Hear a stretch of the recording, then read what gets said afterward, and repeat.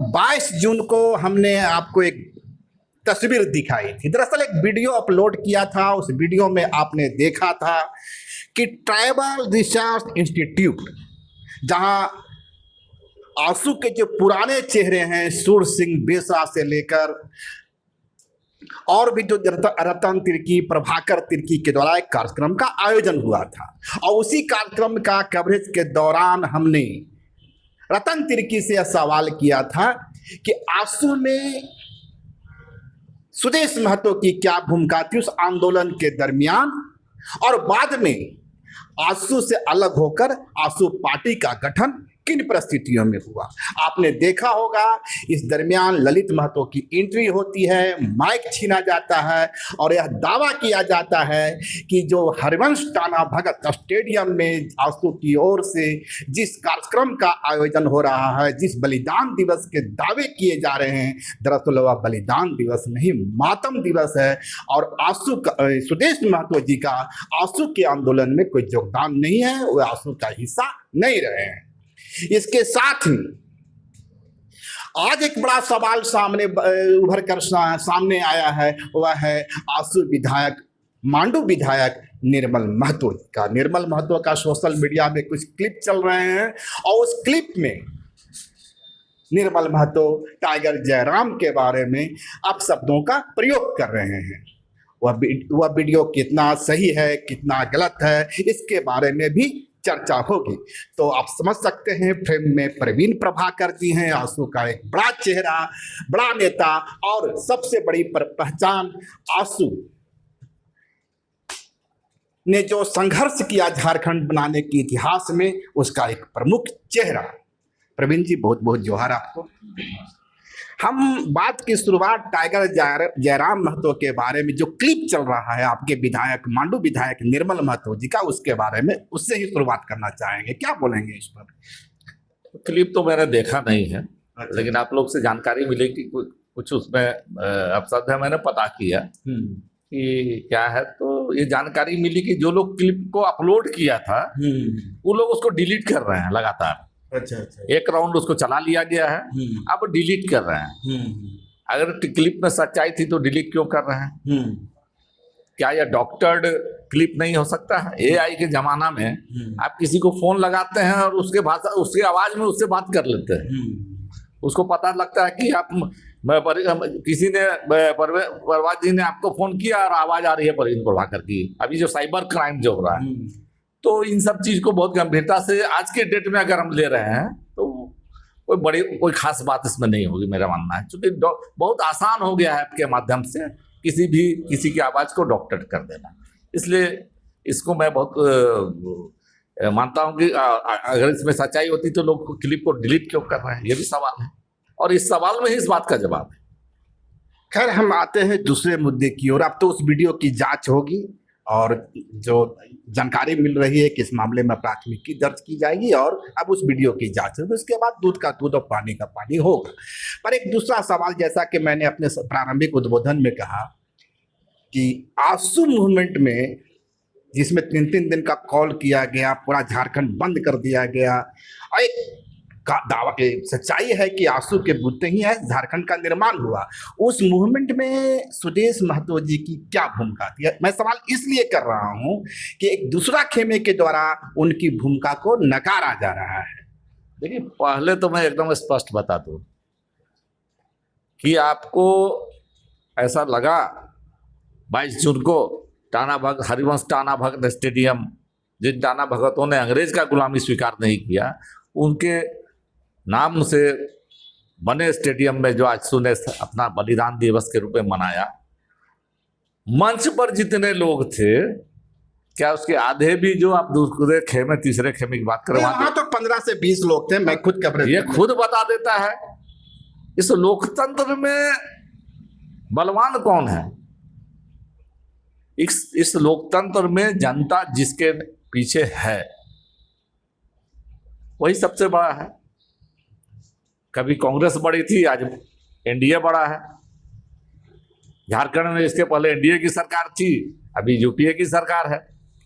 तो लोकतंत्र में जनता सबसे बड़ी है, और जनादेश का कोई अपमान करता है और शहीदों का अपमान करता है तो उसकी मानसिकता का उससे अंदाजा लगा जा सकता है। मैंने सुना कि कुछ लोग कह रहे थे कि वहां पर माता बलिदान दिवस, जन्म स्थापना दिवस के दिन बलिदान दिवस यानी मातम दिवस क्यों मना रहे हैं? अरे हमारे यहाँ कहा गया शहीदों की चिताओं पर लगेंगे हर बरस मेले, वतन पे मरने वालों का बाकी यही निशान होगा। जिन्होंने झारखंड के लिए कुर्बानी दी, इस देश के लिए कुर्बानी दी, उनको स्मरण करना भी एक मेला के समान है, उनको स्मरण करना भी एक उत्सव है। चूंकि जो शहीद हुआ जनता के लिए, उसकी शहादत को हम सलाम करते हैं, उसकी शहादत को हम नमन करते हैं। आपको क्या लगता है कि जो लोग मातम दिवस मना बता रहे हैं वो शहीदों का भी अपमान कर रहे हैं? उनके यहाँ तो खुद मातम था, लोग नहीं जुटे थे, खुद का मातम बता रहे हैं। सुदेश महतो जी के नेतृत्व में स्थापना दिवस के दिन बलिदान दिवस के रूप में वहां शहीद वेदी पर हमने नमन किया। और आजसू का जो स्वर्णिम इतिहास रहा है इस झारखंड के निर्माण में, जो आजसू के संघर्ष का जो इतिहास रहा है वो जनता जानती है। आजसू का आकलन इस संघर्ष के आधार पर होता है। अगर आजसू नहीं होता तो आज झारखंड राज्य नहीं बनता।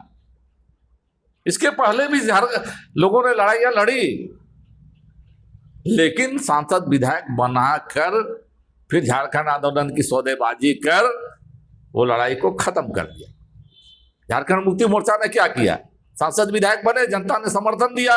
1993 में कांग्रेस की सरकार को, केंद्र सरकार को, नरसिंह राव की सरकार को बचाने के लिए जेएमएम में 4 सांसदों ने सौदेबाजी कर ली, लेकिन कहीं भी नहीं कहा कि झारखंड बना दीजिए।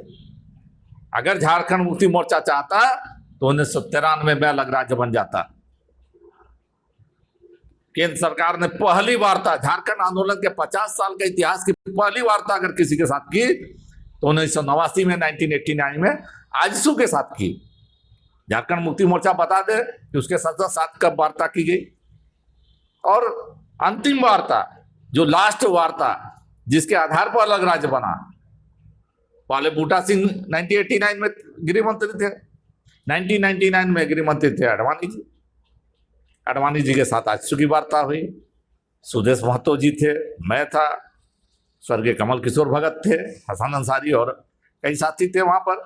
तो सुदेश महतो आजसू में थे ही नहीं तो वार्ता कैसे कर रहे हैं? यही तो मैं पूछ रहा हूं, आजसू का गठन क्यों हुआ था? आजसू का गठन हुआ था छात्र और युवाओं को गोलबंद कर अलग राज्य का संघर्ष, समझौता विहीन संघर्ष, इसके लिए हुआ था। और आजसू का जब गठन हुआ, उस गठन में तो कहीं न कहीं निर्मल महतो, शैलेंद्र महतो जैसे उन चेहरों की भूमिका थी जो जेएमएम का चेहरा थे। निश्चित तौर पर निर्मल महतो झारखंड मुक्ति मोर्चा के अध्यक्ष रहे, आजसू उन्हें अपना संस्थापक मानती है। निर्मल महतो ने सपना देखा था कि झारखंड अलग राज्य हो, लेकिन निर्मल महतो ये बात समझ चुके थे कि सांसद विधायक पैदा कर आज झारखंड अलग राज्य नहीं बन सकता है। तो निर्मल दा ने कहा कि एक स्वतंत्र छात्र संगठन बनाना चाहिए, ऑल आसाम स्टूडेंट्स यूनियन के तर्ज पर, ऑल बोडो स्टूडेंट्स यूनियन के तर्ज पर, ऑल गोरखा स्टूडेंट्स यूनियन के तर्ज पर। और उसके आधार पर 22 जून को 1986 को एक स्वतंत्र छात्र संगठन के रूप में आजसू का स्थापना की गई। और इस स्थापना के बाद आजसू ने आंदोलन चलाना शुरू किया। निर्मल महतो का मार्गदर्शन रहा, निर्मल महतो की सोच रही, उसके आधार पर आजसू बना। लेकिन जेएमएम के छात्र संगठन के रूप में नहीं बना, स्वतंत्र छात्र संगठन के रूप में बना। खैर हम थोड़ा सा और आगे चलते। जेएमएम जो आजसू जो छात्र संगठन था और स्टूडेंट ऑर्गेनाइजेशन था, आखिर वह क्या परिस्थितियां बन गई कि 2000 के आसपास या 2002-03 के आसपास सुदेश महतो जी को जेएमएम पार्टी का गठन करना पड़ा? दरअसल यही सवाल मैंने दूसरे पक्ष से भी किया था। करना नहीं पड़ा। आजसू में सारे निर्णय, आज भी मैं बता रहा हूं, आज भी सारे निर्णय सामूहिक रूप से होते हैं। उस सामूहिकता का नेतृत्व सुदेश महतो जी करते हैं। उस फैसले के साथ और कौन कौन लोग थे? देखिए, आजसू का गठन क्यों हुआ था, मैं आपको बता रहा था कि आजसू का गठन हुआ था कि अलग राज्य, no Jharkhand no election, no Jharkhand no election, Jharkhand नहीं तो चुनाव नहीं। हमने कहा था कि जो झारखंड के समर्थक हैं कोई चुनाव का बहिष्कार करे। झामुमो ने क्या किया, क्या झामुमो के विधायकों ने किया क्या? आजसू से विधायक बने बेसरा जी। पार्टी ने, संगठन ने निर्णय लिया कि बेसरा 1 साल के अंदर, 1.5 साल के अंदर कि हमारा कोई विधायक नहीं रहेगा। बेसरा मटोल करना शुरू किया बेसरा जी ने। उसके बाद हम लोगों ने बैठक बुलाई और बैठक में निर्णय लिया और बेसरा जी पर दबाव डाला कि संगठन में रहना है तो आपको इस्तीफा देना होगा, और कार्यकर्ताओं ने जबरन सूरज सिंह बेसरा का इस्तीफा दिलवाया। पर वही तो कहते हैं कि झारखंड के निर्माण के लिए मैंने अपनी मर्जी से इसका बलिदान दिया अपनी। निश्चित तौर पर इस्तीफा हुआ तो एक बलिदान उनका भी हुआ, मैं इससे इनकार नहीं करता हूं। चाहे जबरन दिया या प्रेम से दिया, इस्तीफा तो हुआ। इसको स्वीकार करते हैं हम लोग, सम्मान भी करते हैं सूरज सिंह बेसरा का। लेकिन सूरज सिंह बेसरा की जो कार्यशैली रही है वह झारखंड आंदोलन और आजसू के लिए घातक साबित हुई। जब आंदोलन होता था तब लालू यादव से मिलकर आंदोलन वापस ले लेते थे। अच्छा, ये उनकी फितरत रही है। 1995 आजसू का गठन हुआ समझौता विहीन अलग राज्य का संघर्ष चलाने के लिए। 1995 तक आते आते सूरज सिंह बेसरा जेएमएम में चले गए, प्रभाकर तिर्की चले गए, कई नेता जो थे वो आजसू के कार्यकर्ताओं को सड़क पर छोड़कर चले गए, लाठी की मार खाता छोड़कर चले गए, जेल गए हुए लोगों को जेल में छोड़कर चले गए, पलटकर देखा तक नहीं कि आंदोलन में जो छात्र युवाओं ने अपनी कुर्बानी दी है और प्रताड़ित हो रहे हैं उनको संरक्षण कौन देगा। प्रभाकर तिर्की 1995 में जब जैक बना तो झारखंड मुक्ति मोर्चा की तरफ से जैक के मेंबर थे, आजसू की तरफ से नहीं थे। और आज 30 साल बाद आके बैठ रहे हैं आजसू का, चूंकि जेएमएम भी उनको रिजेक्ट कर चुका है। अभी वो आदिवासी विकास पार्टी या कौन भारतीय आदिवासी पार्टी के सचिव है, राष्ट्रीय सचिव है। हाँ, तो आदिवासी भाई वो पार्टी चलाइए ना, वहां भी उनकी नहीं चल रही है तो फिर आजसू कर रहे हैं। मैं सबका सम्मान करता हूं, लेकिन आजसू के पहचान के साथ, आजसू के सम्मान के साथ, झारखंड आंदोलनकारियों के सम्मान के साथ अगर खिलवाड़ होता है तो परवीन प्रभाकर इसको बर्दाश्त नहीं कर सकता है। और आजसू को पॉलिटिकल शेप में जब झारखंड बन गया तो आजसू का गठन जिस उद्देश्य से हुआ था अब पूरा हो गया। तो अब राजनीतिक रूप में आने का सवाल था। हम लोगों ने महाधिवेशन बुलाया और महाधिवेशन बुलाकर चर्चा हुई कि हाँ, चूंकि आजसू के समर्थन से सुदेश महतो चुन के आए, जोबा मांझी चुन के आए थे और एनडीए में हम लोग साथ में थे, तो चर्चा हुई कि भाई अब इसके बाद आजसू की राह क्या होगी, छात्रों और युवाओं का भविष्य हम कैसे ठीक करेंगे, झारखंड के नव निर्माण का संघर्ष कैसे करेंगे। अब तो लड़ के लेंगे झारखंड वाली बात नहीं थी, अब तो कैसे संवारेंगे झारखंड, इसकी बात थी। तो कैसे संवारेंगे झारखंड, इसी सपने को पूरा करने के लिए आजसू का राजनीतिक पार्टी के रूप में महाधिवेशन हुआ। महाधिवेशन में उस समय आजसू में एक महासचिव होते थे, सूरज सिंह बेसरा वो महासचिव बने। हम लोगों ने सूरज सिंह बेसरा को वापस लाया, झारखंड बनने के बाद उनको वापस लाया, आजसू में महासचिव बनाया। और जब वो महासचिव बने तो उनके प्रस्ताव पर सुदेश महतो केंद्रीय अध्यक्ष बने। अच्छा, जिस राजनीतिक भूमिका में आजसू आई उसके महासचिव थे सूरज सिंह बेसरा। लेकिन 6 महीना होते होते फिर से वही फितरत शुरू हो गई, सरकार को ब्लैकमेलिंग, सरकार पर दबाव, कभी कोई बयान कभी कोई बयान। केंद्रीय समिति ने फिर से तय किया कि सूरज सिंह बेसरा को बाहर का रास्ता दिखाई दे। किसी व्यक्ति का निर्णय नहीं था, आजसू के केंद्रीय समिति का निर्णय था। और सूरज सिंह बेसरा को उन्हें 2001 में आजसू से निकाल दिया गया, सभी पदों से हटाते हुए संगठन से निष्कासित कर। उसके बाद वो जेपीपी चला रहे थे, अभी 23 साल से वो जेपीपी चला रहे थे। प्रभाकर तिर्की 30 साल से जेएमएम में, कभी भारतीय आदिवासी विकास पार्टी और किसी दल में रहे। अभी अचानक से आजसू का ग्राफ बढ़ना शुरू हुआ, अचानक से। अभी तो साजिश हुई थी 2024 के चुनाव में कि आजसू को मडियामेट कर दिया जाए। उस साजिश के आधार पर कई लोग मोहरा बने थे, झारखंड मुक्ति मोर्चा का बी टीम बन के कुछ लोग आजसू को हराने में लगे हुए थे। किनकी ओर इशारा है? आप इशारा समझते हैं, अच्छी तरह समझते हैं। कई लोग ऐसे थे जो जेवीएम के इशारे पर वो झारखंडी जनता का जो सवाल था, झारखंडी जनता का जो को गुमराह करने का प्रयास किया गया, और 2024 के चुनाव के बाद ये हल्ला उड़ाने लगा आजसू तो खत्म हो गई। उस आजसू को कौन खत्म कर सकता है जो जनता के दिलों में बसी हुई है? उस आजसू को कौन खत्म कर सकता है जो सुदेश महतो जैसे युवा नेतृत्व के हाथों में जो आजसू है, जिसके पास एक विजन है स्टेट के लिए, जिसके पास एक सोच है, और जिसने सरकार में रहकर भी ये करके दिखाया है, बेदाग छवि रहा, ये करके दिखाया कि कैसे जनता के लिए सरकार में रहकर भी लड़ाई हम लड़ सकते हैं, नवनिर्माण की बात कर सकते हैं।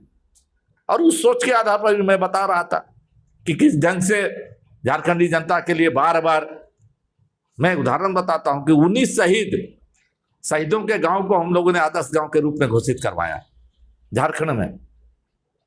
उसके लिए सुदेश महतो के प्रयास से एक दिन में 2 बार कैबिनेट की बैठक हुई थी, वो भी ऐतिहासिक दिन था। अर्जुन मुंडा जी मुख्यमंत्री थे, सुदेश जी के आगे दोबारा कैबिनेट की बैठक बुलाई। शहीदों को सम्मान हमने दिया, झारखंड के आंदोलनकारियों को हमने सम्मान दिया, और आज कुछ लोग फिर से आजसू को डैमेज करने के लिए आजसू विरोधियों के हाथ का मोहरा बनकर आ रहे हैं। उनको कोई नैतिक अधिकार नहीं आजसू की बात करने का। 95 में आंदोलन के बीच में जो लोग आजसू का नाव छोड़कर कूद कर भाग गए, उनको कोई अधिकार नहीं आजसू के बारे में बात करने का। और अगर उनमें जरा सा नैतिकता बची है तो ये सब ढोल पिटना वो लोग बंद करें। और आजसू का रजिस्ट्रेशन को कैंसिल करवाने के लिए चुनाव आयोग के पास एक बार जाने की फिर से तैयारी है। सूर्य सिंह बेसरा ने इसकी घोषणा की है कि मैं चुनाव आयोग जाऊंगा, कोर्ट जाऊंगा और आजसू की मान्यता को रद्द करवाऊंगा। लोकतंत्र है भैया, कोर्ट का दरवाजा सबके आतंकवादी के लिए खुला है। एक अपराधी भी हो जाता है तो उसके लिए भी कोर्ट सुनवाई करता है। तो सच के खिलाफ तो कोई भी जाने के लिए तैयार है, जा सकता है। मेरी जानकारी है कि 2007 या 5 में चुनाव आयोग से मान्यता मिली थी, तो उस हिसाब से तो लगता है कि 17-18 वर्ष हो गुजर गए हैं। मेरा कहना है कि मान्यता मिलना न मिलना इससे बड़ा सवाल है कि जनता के बीच में आपकी क्या पहचान है, किस रूप में पहचान है। जब जनता पार्टी बनी तो कई दलों का विलय हुआ, जनसंघ का भी विलय हुआ, लेकिन भाजपा वाले जनसंघ से शुरू करते हैं ना, जनसंघ से शुरू करते हैं ना अपना स्थापना। श्यामा प्रसाद मुखर्जी, दीनदयाल उपाध्याय से शुरू करते हैं कि नहीं करते हैं? अभी जनता दल, राष्ट्रीय जनता दल है, समाजवादी पार्टी है, लोजपा है, भारतीय जनता पार्टी भी उसी जनता पार्टी से निकली है। अब कोई ये जो इमरजेंसी का, जो जेपी मूवमेंट का कोई दिवस मनाता है, कोई जयप्रकाश नारायण का जयंती मनाता है, तो जनता पार्टी वाले बोलेंगे नहीं सिर्फ हम ही मना सकते हैं। सबको छूट है आजसू का स्थापना दिवस मनाने की। मैं कहता हूं कि झारखंड की हर जनता को आजसू का स्थापना दिवस मनाना चाहिए, क्योंकि आजसू की स्थापना हुई और 3 साल के अंदर केंद्र सरकार मजबूर हुई वार्ता के टेबल पर आने के लिए। आजसू ने केंद्र सरकार को मजबूर किया वार्ता के टेबल पर आने के लिए, और वार्ता की शुरुआत हुई तो झारखंड समस्या को मान्यता मिली। मान्यता मिली तो कमिटी ऑन झारखंड मैटर्स बना, हाई लेवल कमिटी, जिसकी रिपोर्ट सीधे संसद के पटल पर रखी गई।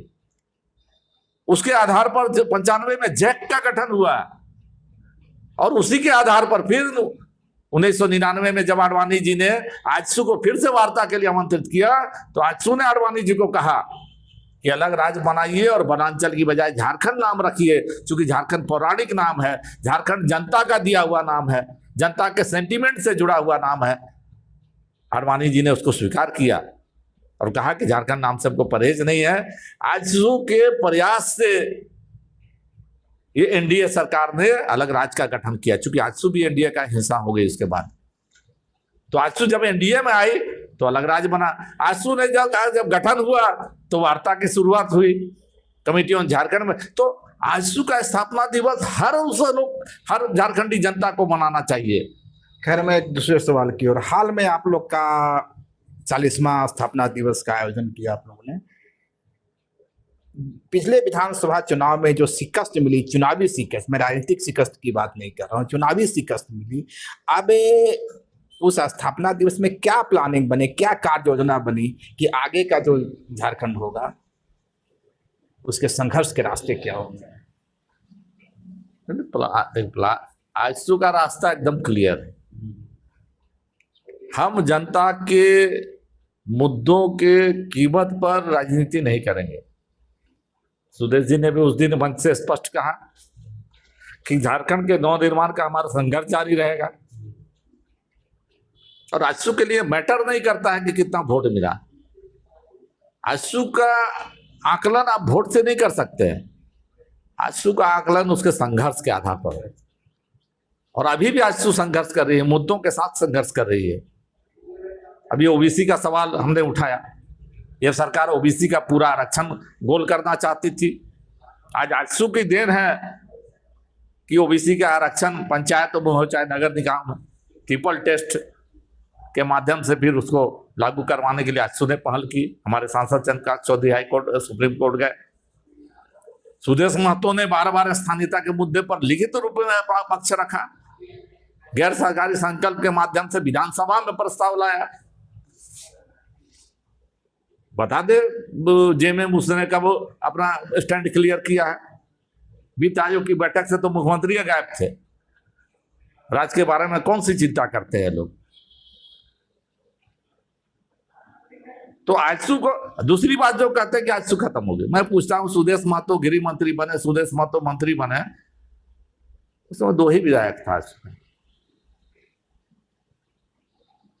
10 सीटों पर हम लड़े, 7 पर सेकेंड है, 1 पर हमारा विधायक है, 1 पर एक सांसद है हमारे एक कार्यकर्ता को भाजपा ने अपने सिंबल पर लड़ाया, वो जीत के आया बड़का गांव से एडजस्टमेंट के आधार पर। कैंडिडेट तो आजसू ने दिया। तो ये कहना, अगर जमानत जब्त हो जाती 10 सीट पर, हमले 10 सीट पे 6 सीट पर जमानत जब्त हो जाती तो कहते कि आजसू खत्म हो गया। अरे 5-7 हजार 2 हजार 4 हजार वोट से सेकेंड हुए हैं। एक समय भाजपा भी 2 सीटों पर चली गई थी, फिर से जोरदार वापसी होगी। आजसू की जोरदार वापसी हो गई 22 तारीख को। जितने कार्यकर्ताओं का हमने एस्टीमेट लगाया उससे 3 गुना कार्यकर्ता पहुंचे। वहां जनता नहीं आई थी, वहां पर कार्यकर्ता आए थे और अपने दम पर आए थे।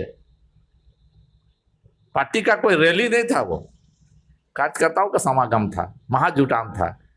बलिदान दिवस के रूप में, स्थापना दिवस के रूप में शहीदों को नमन करने के लिए, झारखंड आंदोलनकारियों को नमन करने के लिए सब हर ब्लॉक से, प्रत्येक झारखंड के सभी ब्लॉक से लोग आए। अब बंगाल के लोग तो एक दिन पहले आ गए थे, मेदिनीपुर के लोग, बांकुड़ा के लोग, उड़ीसा से, केवंझर से आए। बृहत्तर झारखंड की लड़ाई तेज होगी क्या? बृहत्तर झारखंड की लड़ाई के लिए हम लोग फिर से उड़ीसा और बंगाल में जो हमारे साथी हैं उनको हमने कहा है कि आप फिर से माहौल बनाइए, वहां संगठन को खड़ा कीजिए, क्योंकि लड़ाई तब लड़ेंगे ना जब सैनिक को मजबूत करेंगे। झारखंड हमने ले लिया, लेकिन उड़ीसा बंगाल में जब हमारा संगठन उस रूप में हम उसको मजबूत करने में लगे हैं, वहाँ के कार्यकर्ता जब चाहेंगे तब हम आंदोलन के लिए तैयार हैं। हम आज भी उस इलाके को अपना सांस्कृतिक हिस्सा मानते हैं और अलग नहीं मानते हैं। तभी तो वो लोग हमारे कार्यक्रम में, हमारे में वहाँ के कार्यकर्ता लगातार आते हैं। वहाँ पंचायत चुनाव हम जीतते हैं, वहाँ नगर निकाय चुनाव में हमारे कार्यकर्ता खड़े होते हैं। तो उड़ीसा और बंगाल के उन इलाकों को अपने से अलग हम नहीं मानते। तो ये थे हमारे साथ प्रवीण प्रभाकर जी, जिन्होंने बेहद साफ रूप से आजसू का इतिहास रख दिया। और जो लोग दावा करते हैं कि सुदेश महतो कभी आजसू का हिस्सा नहीं रहे हैं, उस दावे में कितनी सच्चाई है प्रवीण प्रभाकर के इस बयान से समझा जा सकता है। अगर खबर पसंद आए तो आप QR स्कैन कर दें हमारा साथ। आपका एक छोटा आर्थिक सहयोग है हमारा बड़ा हौसला। द भारत मित्र, बुलंद भारत की बुलंद तस्वीर।